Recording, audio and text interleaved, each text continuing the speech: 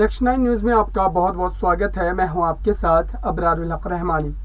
चुनाव आयोग में एक लंबी लड़ाई के बाद अब ऐसा लग रहा है कि फैसले की घड़ी आ गई है। दरअसल चुनाव आयोग में जो बहसबाजी देखने को मिली थी कपिल सिब्बल और हरीश साल्वे के बीच, उससे ऐसा लग रहा था कि इस मामले का हल जल्द ही निकल आएगा और अब वो वक्त नजदीक आ गया है। दरअसल चुनाव आयोग में कपिल सिब्बल जो कि उद्धव ठाकरे का पक्ष रख रहे हैं, उन्होंने शुरुआती दिनों में जो बात कही थी उस बात पर गौर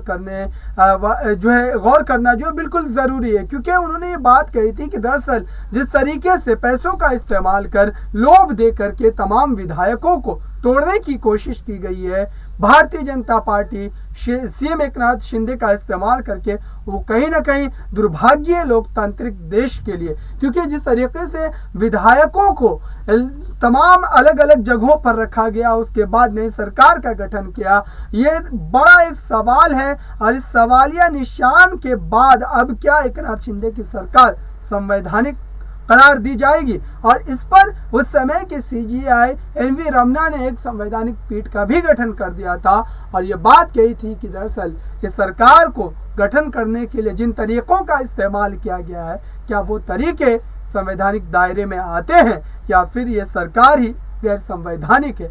लेकिन अब ये तमाम मामले पीछे छूट चुके हैं।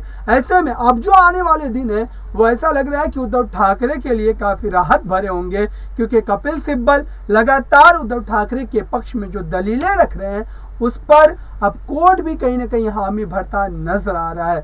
दरअसल एकनाथ शिंदे का इस्तेमाल कर बीजेपी महाराष्ट्र की सियासत में शिवसेना का एक विकल्प तैयार करना चाहती है, और शिवसेना का विकल्प अगर तैयार होता है तो फिर वहां पर क्षेत्रीय दल होने का जो तमगा उद्धव ठाकरे शिवसेना के पास है वो उनसे छिनता हुआ नजर आएगा, क्योंकि महाराष्ट्र में सरकार चाहे किसी की भी हो, चाहे वो विपक्ष की सरकार हो या फिर इंडिया की सरकार हो, वहां पर क्षेत्रीय दलों का समर्थन लेना जो है वो जरूरी हो जाता है। ये बात आप इस तरीके से समझ सकते हैं कि जब कांग्रेस की सरकार वहां पर बनती है तो एनसीपी का समर्थन उनके लिए जरूरी होता है, और इसी तरीके से जब बीजेपी की सरकार बनती है तो शिवसेना का समर्थन उन्हें लेना जरूरी होता है। और अब ऐसा लग रहा है कि इस रणनीति को ही बीजेपी बदल देना चाहती है, और इसी रणनीति के तहत अब लगातार उद्धव ठाकरे की पार्टी शिवसेना और उनके सिंबल पर जो है एकनाथ शिंदे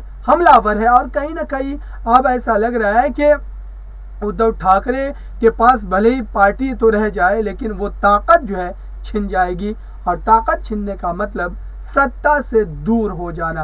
और सत्ता से जैसे ही उद्धव ठाकरे की दूरी देखी जाएगी, वैसे महाराष्ट्र के तमाम जो कोर वोटर थे शिवसेना के, वो कहीं ना कहीं एकनाथ शिंदे की तरफ रुख करते नजर आएंगे। फिलहाल इस खास रिपोर्ट में इतना ही। देखते रहिए ताज़ा तरीन खबरों के लिए नेक्स्ट 9 न्यूज़ को। धन्यवाद।